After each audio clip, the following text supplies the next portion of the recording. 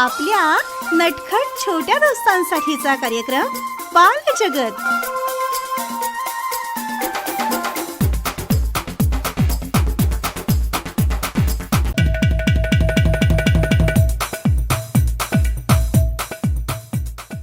नमस्कार नमस्कार नमस्कार बालदोस्तांनो, तुमच्या आवडत्या बालजगत या कार्यक्रमात मी सोनाली सावंत तुम्हा सर्वांचं मनपूर्वक स्वागत करते. बालदोस्तांनो, आज आपल्या भेटीला आलेले आहेत जिल्हा परिषद पूर्ण प्राथमिक शाळा शीळचे हे आपले बालमित्र आणि मैत्रिणी. चला तर आजच्या या कार्यक्रमाची सुरुवात करूया.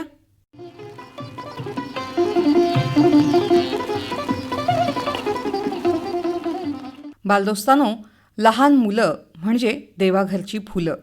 ही लहान मुलं जेव्हा त्या आकाशातल्या बाप्पाकडे काही मागतात ना, तेव्हा तो बाप्पाही प्रसन्न होऊन त्यांना तथास्तु म्हणत असतो. कार्यक्रमाचा प्रारंभ करूया याच बाप्पाच्या प्रार्थनेने. सहभागी आहेत तनिष्का बसरे, तृष्णा वाडकर, प्रांजल ओरपे आणि दुर्वा चापडे.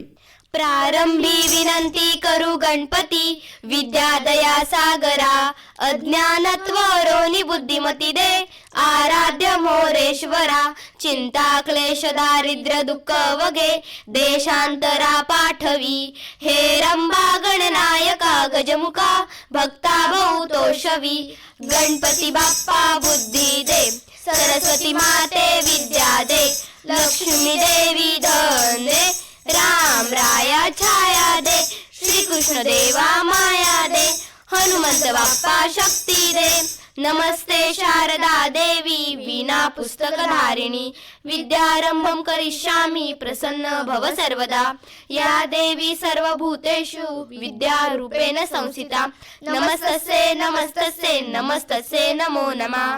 शाळेत वेळेवरी जात जावे, विद्येवरी नीट लक्ष असावे, आज्ञा गुरूंची समनी धरावी, प्रयत्ने विद्या फुली करावी, जय जय रघुवीर समर्थ. माणसातलं माणूस पण टिकवून ठेवते ती कृतज्ञता. या सृष्टीवरच्या अवघ्या सजीव निर्जीव सर्वांचेच आभार व्यक्त करण्यासाठी येत आहेत आपलेच हे बालमित्र. सृष्टी निर्माण करणाऱ्या ईश्वराचे आभार, जन्म देणाऱ्या आई बाबांचे आभार, ज्ञान देणाऱ्या गुरूंचे आभार, विविध शोध लावणाऱ्या शास्त्रज्ञांचे आभार, देशाचे रक्षण करणाऱ्या सैनिकांचे आभार, धान्य पिकवणाऱ्या शेतकऱ्यांचे आभार, मदत करणाऱ्या मित्रमैत्रिणीचे आभार, शेजाऱ्या पाजाऱ्यांचे आभार, या वास्तूच्या परिसरातील सजीव निर्जीवांचे आभार, या वास्तूतील सजीव निर्जीवांचे आभार. माझ्या भारत देशाची प्रगती होऊ दे, माझ्या भारत देशाचे नाव अखंड जगतात दुमदुम दे, माझी प्रगती होऊ दे, माझी भरभराट होऊ दे, सर्वांचं भलं कर, सर्वांचं रक्षण कर, सर्वांची प्रगती होऊ दे, सर्वांची भरभराट होऊ दे.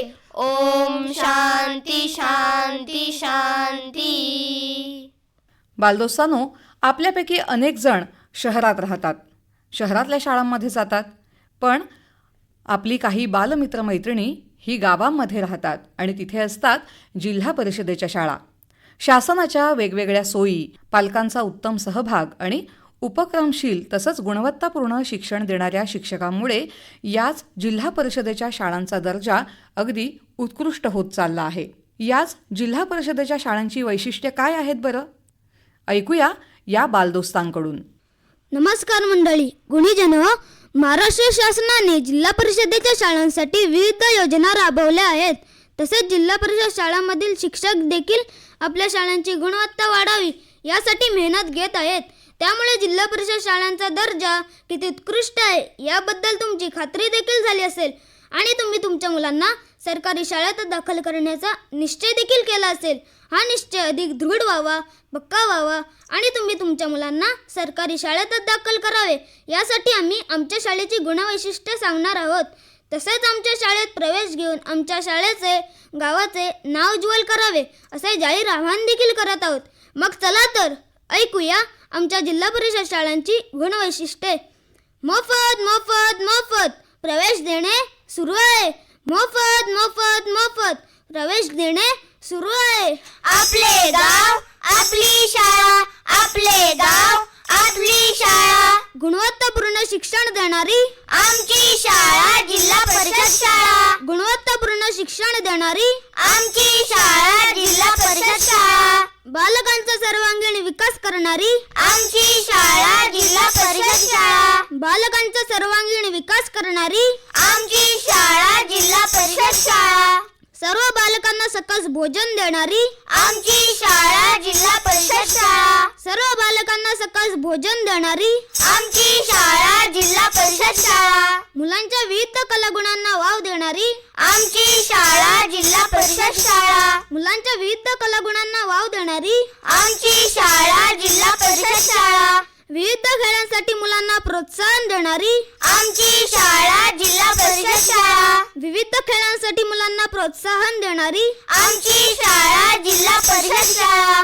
तंबाखूमुक्त उपक्रम राबवणारी आमची शाळा जिल्हा परिषद शाळा. तंबाखूमुक्त उपक्रम राबवणारी आमची शाळा जिल्हा परिषद शाळा. संपूर्णपणे मोफत शिक्षण देणारी आमची शाळा जिल्हा परिषद शाळा. संपूर्णपणे मोफत शिक्षण देणारी आमची शाळा जिल्हा परिषद शाळा. हसत खेळत ज्ञान देणारी आमची शाळा जिल्हा परिषद शाळा. हसत खेळत ज्ञान देणारी आमची शाळा जिल्हा परिषद शाळा. सर्व बालकांना आपुलकीने वागवणारी आमची शाळा जिल्हा परिषद शाळा. सर्व बालकांना आपुलकीने वागवणारी आमची शाळा जिल्हा परिषद शाळा. सर्व बालकांना सन्मानाने वागवणारी आमची शाळा जिल्हा परिषद शाळा. सर्व बालकांना सन्मानाने वागवणारी आमची शाळा जिल्हा परिषद शाळा. मग चला तर आजच आमच्या जिल्हा परिषद शाळेत आपल्या मुला मुलींचा प्रवेश निश्चित करूया. संपर्क मुख्याध्यापक व सहकारी शिक्षक प्रत्येक गावची माझी मराठी शाळा. संपर्क मुख्याध्यापक आणि सहकारी शिक्षक प्रत्येक गावची माझी मराठी शाळा. संपर्क मुख्याध्यापक आणि सहकारी शिक्षक प्रत्येक गावची माझी मराठी शाळा. नको फी नको प्रवास. नको फी नको प्रवास. नको फी नको प्रवास. जिल्हा परिषद शाळा एक खास. जिल्हा परिषद शाळा एक खास. जिल्हा परिषद शाळा एक खास. धन्यवाद. बालदोस्तानो, आपल्या या कार्यक्रमात युग, देवांग आणि निधी आता करतायत जागर घोषणांचा. दरवर्षी आपण शाळेत स्वातंत्र्य दिन, प्रजासत्ताक दिन, महाराष्ट्र दिन उत्साहाने साजरे करतो. तेव्हा आपण वेगवेगळ्या घोषणा देतो व जनजागृती करतो. पण आज आकाशवाणी कार्यक्रमाच्या निमित्ताने आमचे बालचमू थोड्या वेगळ्या घोषणा देऊन जनजागृती करणार आहेत. मग चला तर या घोषणा आपण ऐकूया, मनात रुजवूया आणि त्याप्रमाणे कृती सुद्धा करूया. जगाशी मैत्री झालीच पाहिजे. जगाशी मैत्री झालीच पाहिजे. जातीपाती भांडण मिटलेच पाहिजे. जातीपाती भांडण मिटलेच पाहिजे. आळसाला दूर केलेच पाहिजे. आळसाला दूर केलेच पाहिजे. मोठ्यांचा आदर केलाच पाहिजे. मोठ्यांचा आदर केलाच पाहिजे. प्राण्यांची मैत्री केलीच पाहिजे. प्राण्यांची मैत्री केलीच पाहिजे. झाडांची मैत्री केलीच पाहिजे. झाडांची मैत्री केलीच पाहिजे. पक्ष्यांची मैत्री केलीच पाहिजे. पक्ष्यांची मैत्री केलीच पाहिजे. भल्यांशी संगत केलीच पाहिजे. भल्यांशी संगत केलीच पाहिजे. वाईटांची संगत सोडलीच पाहिजे. वाईटांची संगत सोडलीच पाहिजे. रोज शाळेत जायलाच पाहिजे. रोज शाळेत जायलाच पाहिजे. देशाची सेवा केलीच पाहिजे. देशाची सेवा केलीच पाहिजे. आई वडिलांची सेवा केलीच पाहिजे. आई वडिलांची सेवा केलीच पाहिजे. शाळेची शिस्त पाळलीच पाहिजे. शाळेची शिस्त पाळलीच पाहिजे. गुरुजींना मान दिलाच पाहिजे. गुरुजींना मान दिलाच पाहिजे. पाहिलात मित्रांनो, आमच्या बालचमूने किती सुंदर घोषणा दिल्या आहेत. त्यांचे पालन आपण सर्वांनी करूया. म्हणूनच सांगतो गुणीजन, आपापसातील द्वेष, राग, लोभ, धर्म हे सारे बाजूला ठेवूया आणि एकमेकांशी सहकार्याने वागूया आणि आपल्या भारत देशाचे नाव अखंड जगतात उज्ज्वल करूया. भारत माता की जय. भारत माता की जय. भारत माता की जय. धन्यवाद. बालदोस्तानो, आता आपण ऐकणार आहोत एक छोटीशी नाटिका, ज्याच्यातनं सांगितलं जाणारे संविधानाचं महत्त्व. सादर करतायत युग, देवांग, मिश्री आणि तृष्णा. सांगा बरं, कोणी कोणी संविधान वाचले? काकी तुम्ही? नाही रे बाबा. काका तुम्ही? नाही ना. मामी तुम्ही? नाही रे. आजी तुम्ही? नाही ना. आजोबा तुम्ही? नाही ना.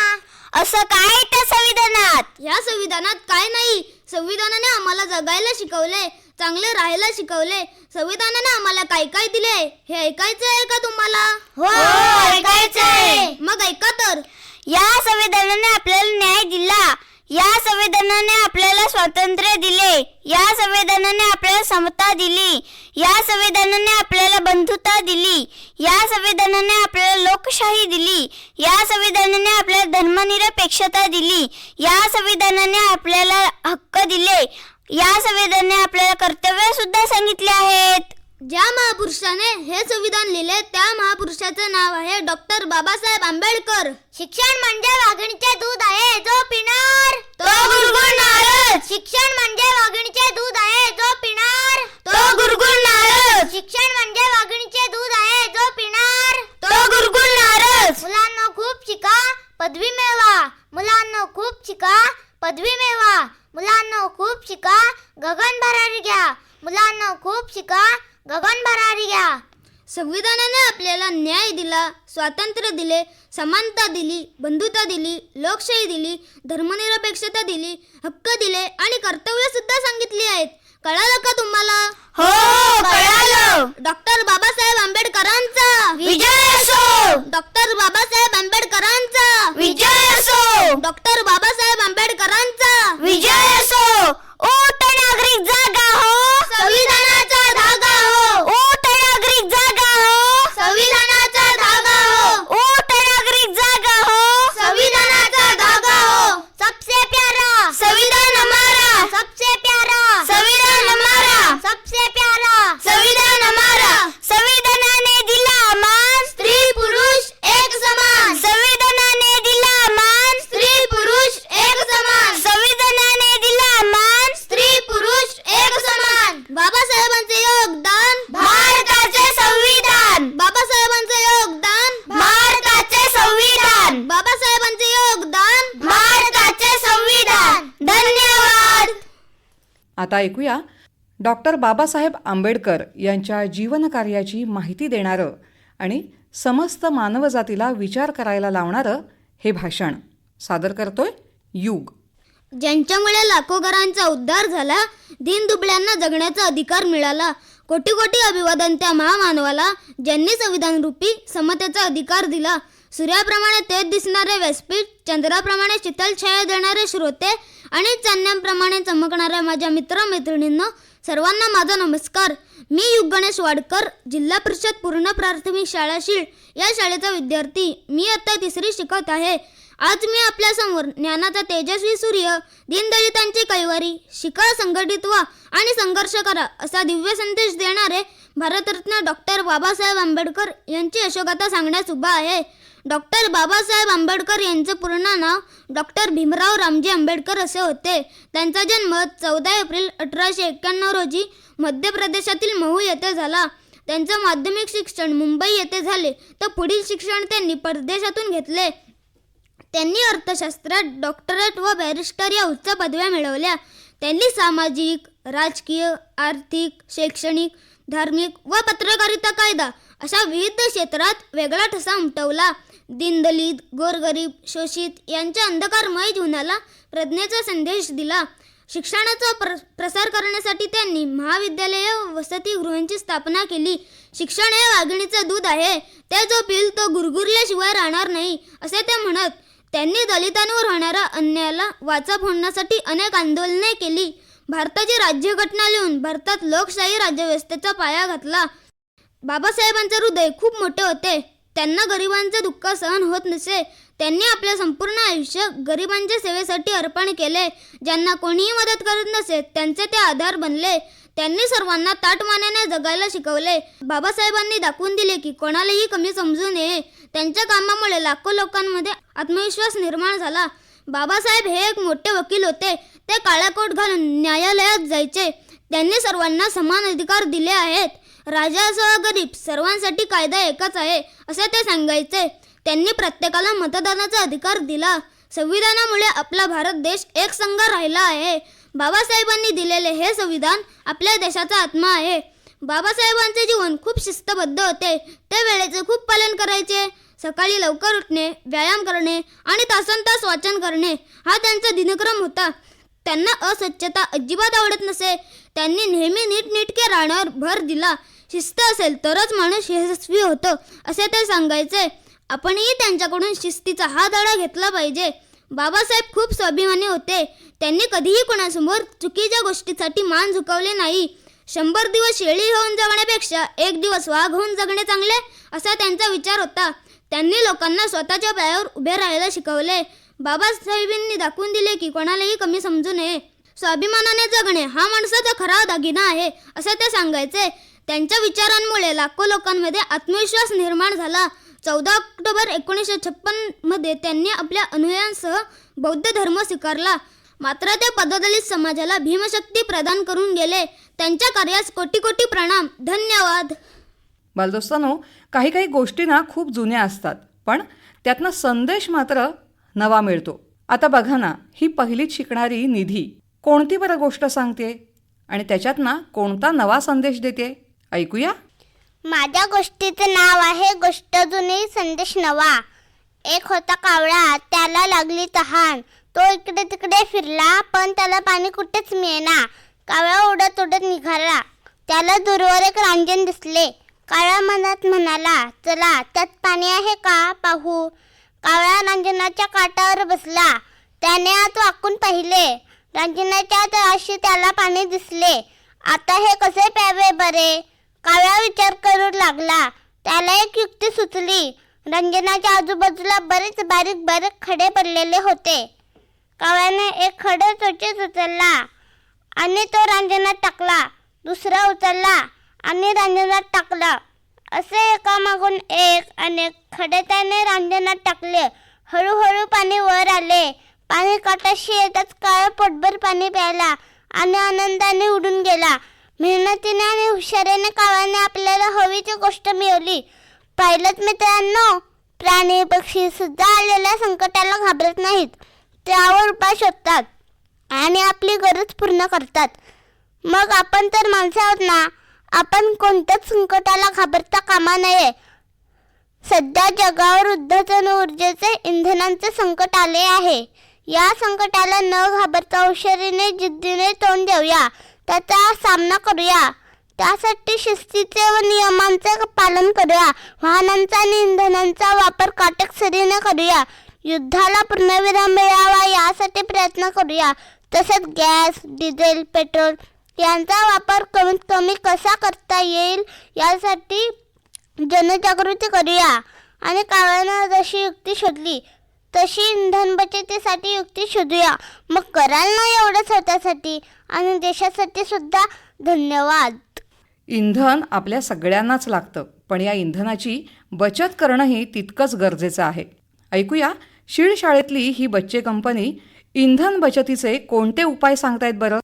काय ग श्रद्धा, असं एवढंसं तोंड करून का बसली आहेस. आईवर रागवले. मी तिची गाडी चालवायला मागितली तर जोरात ओरडलीच. मला म्हणाली, जा पेट्रोल वाचवायला हवं. असं होय, अगदी बरोबर बोलली आई. एकतर आपण लहान आहोत गाडी चालवायला आणि दुसरं असं की खरंच पेट्रोलची बचत करायला हवी. काहीतरीच काय सांगतोस. पेट्रोल पंपावर गेलं की हवं तेवढं पेट्रोल मिळतं. हो, पण मुळात ते कुठे मिळते. जमिनीच्या पोटात. पण आपल्याला माहिती आहे का त्याच्यासाठी किती आहेत, कुठे आहेत. इतके वर्ष वापरून संपत आलेले ते साठे. त्यामुळे सगळ्याच इंधनांचा वापर काटकसरीने करायला हवा. सगळे म्हणजे गॅस, लाकूड यांचा पण. हो, त्यांचा पण. शक्यतो सौर ऊर्जेचा वापर करायचा. कारण गॅस, पेट्रोलच्या किमती पण सारख्या वाढत्या असतात. त्या वाढले की इतर वस्तूंच्या किमती पण वाढतात. पण काय रे, ही मोठी माणसं तर किती गाड्या उडवतात. त्या दिवशी बघ, कोणीतरी मोठी व्यक्ती आली होती. तिच्या गाडीच्या पुढे मागे इतक्या गाड्या होत्या ना की बस. हो ना, मग आहेच. ट्रॅफिक जॅम, धुरामुळे होणारे प्रदूषण सर्वांनीच विचार करायला हवा. चालत जाता येईल का सायकल वापरली तर.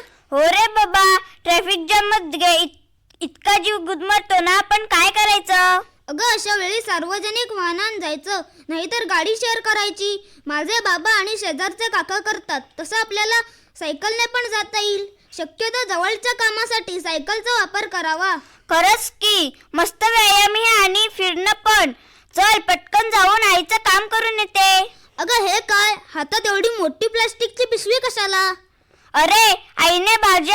सांगितली होती ना म्हणून. वा बाईसाहेब, परवा एवढं कचऱ्याबद्दल बोलत होतीस अन स्वतःची सवय बदलायला मात्र तयार नाहीस. कसली कॅरी बॅगची सवय? मी एकटी थोडी वापरते, सगळेजण वापरतात.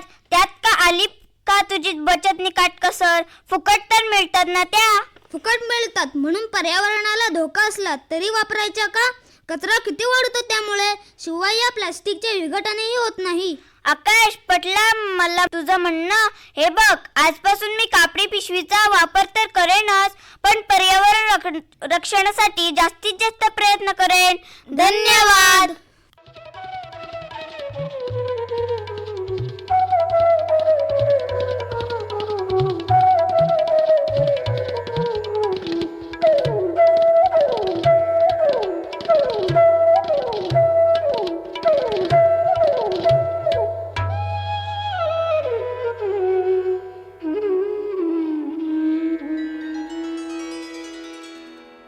आता ऐकूया एक बोधकथा जी सांगते उद्याची तरतूद.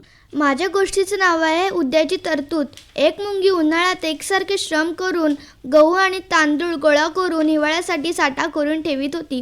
एका किड्याने ते पाहिले आणि तो आश्चर्याने म्हणाला, तू इतकी जीवापाड मेहनत कशासाठी करीत आहेस? इतर प्राणी तर बघ, मजा करीत खेळत आहेत. हे मजा करण्याचे आणि सुट्टीचे दिवस आहेत. पण मुंगी काही न बोलता आपलं काम करीत राहिली. काही दिवसांनी उन्हाळा संपला. पावसाळा सुरू होऊन शेणमाती वगैरे सर्व वाहून गेली. तेव्हा ते किड्याची उपासमार सुरू होऊन तो मुंगीकडे येऊन काहीतरी खायला मागू लागला. मी जेव्हा काम करीत होते तेव्हा तू काम करायला पाहिजे होतेस. मुंगी म्हणाली, पण तेव्हा तू माझी थट्टा करीत होतास. तेव्हा तू माझ्यासारखं काम केलं असतंस तर आता तुला अन्नाचा तुटवडा पडला नसता. या मुंगीच्या उदाहरणावरून माणसांनी हे लक्षात ठेवले पाहिजे की जेव्हा आबाद असते तेव्हा उद्याचा विचारही डोक्यात ठेवावा, नाहीतर काळ बदलल्यावर भयंकर दुःख भोगण्याची पाळी येते.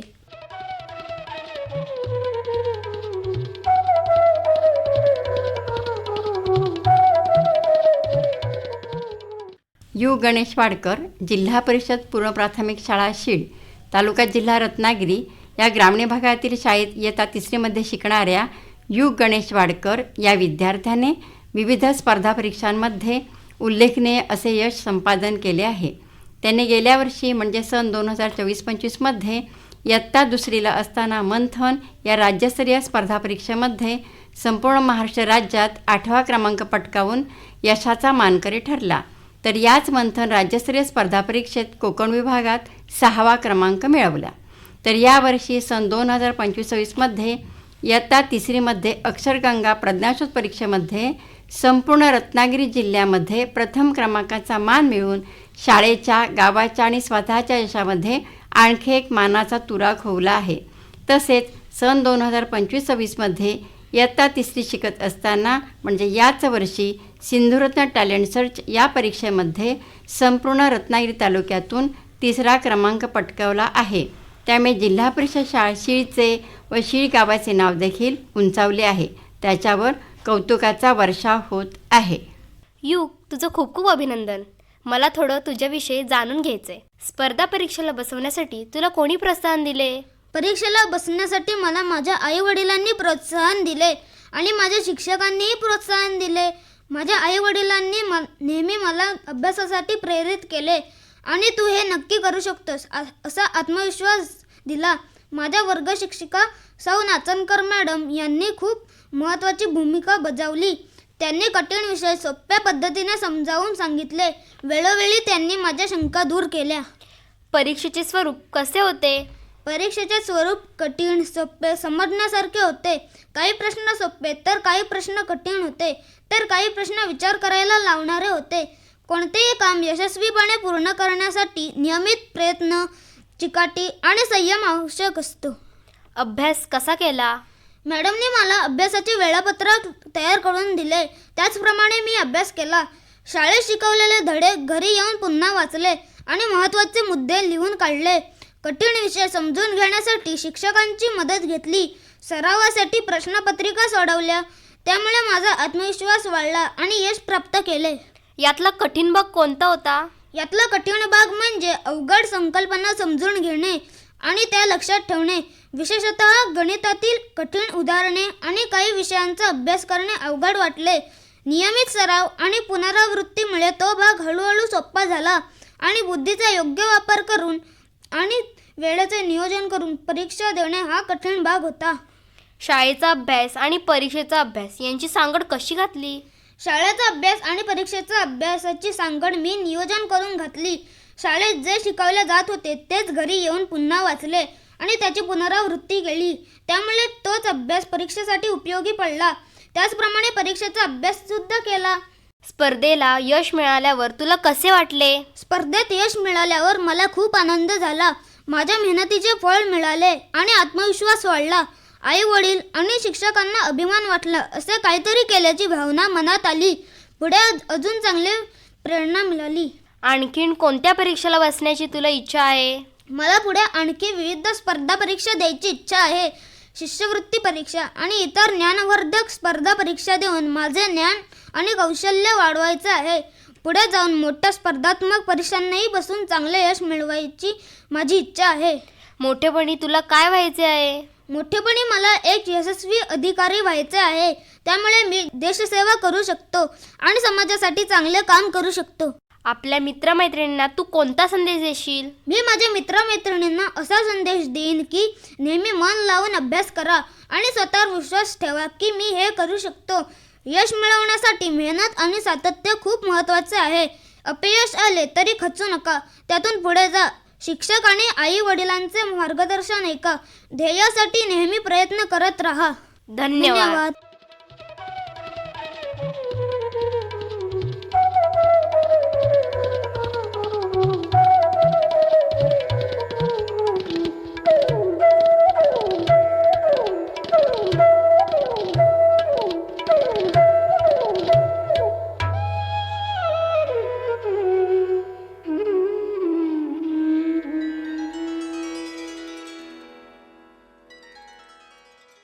काय मग बालदोस्तानो, शीळ शाळेच्या विद्यार्थ्यांनी सादर केलेला हा कार्यक्रम तुम्हाला आवडला का? बघा ना, त्यांनी किती छान संदेश दिले, उत्तम भाषण केलं, वेगवेगळी माहितीही मिळाली आपल्याला आणि छान बोधही मिळाला. या कार्यक्रमासाठी त्यांना मार्गदर्शन केलं होतं मकसूद सय्यद आणि वृषाली नाचणकर या त्यांच्या शिक्षकांनी. बालदोस्तानो, आता मात्र या कार्यक्रमात थांबायला हवं. पुन्हा भेटूया एका नवीन कार्यक्रमात. तोपर्यंत नमस्कार.